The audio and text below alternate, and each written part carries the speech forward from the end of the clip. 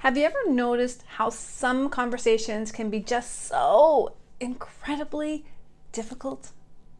Like, it's not necessarily the context or the person individually, but it's when we put those two together, the subject that we really want to talk about with the person we really want to talk with, it can feel like this big ball of energy that we call fear. My name's Tammy, and I am a communication coach, and I help people dealing with conflict and workplace bullying have conversations so they can change their circumstances through the art of communication. And in today's video, I want to share with you a few tips that you can use to help diminish the fear that you're feeling around the context and the person that you'll be talking with. So share with me in the comments below if this is something you've noticed as a pattern in your relationships as well. And it's fairly normal, just so you know. Let's just say I'm really upset with the way my coworker has spoke to me, and we're going to call her Jane for the purpose of this activity. And I don't like what Jane said, how she said it, or the fact that she didn't want to come back and have a conversation about it. I'm really heated about this. I can take that experience and I can go home and I can talk to my husband all day long about this, right? Can't we? Or your spouse, whomever that is for you, or your best friend. And I can tell him about the who and the what and the how and what I want to have happen.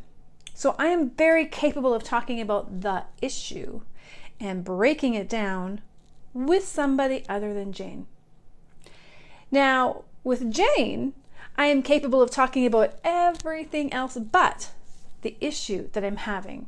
So it's not that I can't talk with Jane, and it's not that I can't talk about the issue, but it's when I put the two together that I really start to feel the energy of moving through conflict towards resolution. And we call that fear, as I mentioned earlier.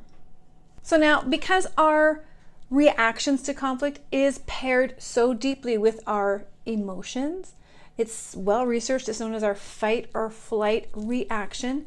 We can have other feelings of shame, guilt, disappointment, anger, frustration. There's a lot of feelings we can have when we have to have a difficult conversation. And the reason we use those emotions as a barrier is because it helps us move into safety, meaning I can talk to my husband about the issue and figure it out without bringing it up to Jane. But here's the problem with that. And we all know, I don't really need to say it, but I'm going to share it anyways. We know that the conflict won't resolve if we don't bring the context and the person together. So I'd like to share a few tips to help you move those two things closer together to get resolution. Are you ready? Let's dive in. All right, so with these quick tips, my hope is that these will help move you out of reactionary, emotionally based conversation into purposeful engagement, very much rooted in your intention. Now, the first thing I want you to know is this: avoiding the conversation feeds the fear. Now, I want you to say this, make it your mantra. Let this be the thing that helps you get out of fear. Avoiding the conversation feeds or fuels the fear. And we already know that this big emotional bundle of energy is what's stopping us from having that very important and critical conversation with Jane. Now, the second thing to support you is to think about the outcome. Difficult conversations are difficult because we are looking for solutions. Now, if you go into it that you are solution focused, this big ball of energy starts to diminish and gets a little smaller because you're not focusing on the fear, you're focusing on the destination. And that will help keep your attention and conversation on the pathway towards resolution. Now, the third thing I want to share is find a place of agreement. These conversations are often difficult because we don't want to have them because we think we're in opposite camps, right? So I'm over here thinking Jane was just absolutely rude. She's dismissed me, disrespected me. I don't know what Jane's thinking, but she's over here in her camp, and let's just say she thinks I was rude and dismissive. When we're both looking outwards, we're not looking inwards to the solution. Now, finding a place of agreement does not mean you agree with what they have done and said. Finding a place of an agreement might be something about principles. We both agree respect is what we are looking for. That's a place we can start to build a bridge and explore, what does respect look like for you? I will share what respect looks like for me. We'll come up with some boundaries around what we're going to do when we step outside of respect, so that we can always make sure that we are at least connected in one way towards solving the problem that we have. Now, there's other ways you can find agreement. You might find a value. You may find a principle. Heck, you can even agree with the odds, right? Like, what are the odds that you and I would be fighting? You know, when we first started working together, we thought we had a really great relationship.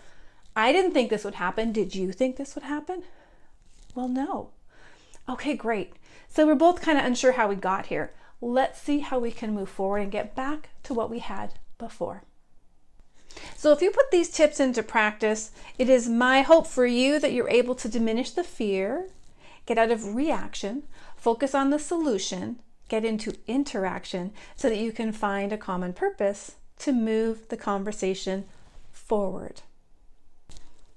Now, for those of you who are saying, okay, Tammy, I get it. I need to have this conversation with Jane, or the Jane-like person in your life. But what the heck do I say? Well, I have 10 safe conversation starters that you can download. I often get asked that question, but not just what do I say, it's what do I say without making it worse? I don't want to worry about retaliation. I don't want to worry about getting fired. I don't want to worry about pissing them off more. I'm trying to get our relationship back on track so I can feel comfortable. So with the workplace, there are 10 behaviors that are most commonly seen, and these scripted responses will help you at least start the conversation when you feel like you've been backstabbed, someone has breached privacy, you feel someone is sabotaging you and making you look like you're the incompetent person. Perhaps even they just made a sigh and a remark under their breath and you'd like to talk about it. These are the conversational starters that you need in order to start to find that place of commonality to move towards solution.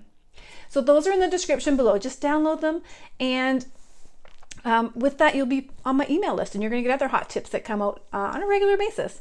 The second thing is, if you are specifically struggling with workplace bullying, with how to have difficult conversations, and you want a more connected experience where I can guide you through some of these pieces, I do have a coaching program, and you can look at that down below as well. The link is there.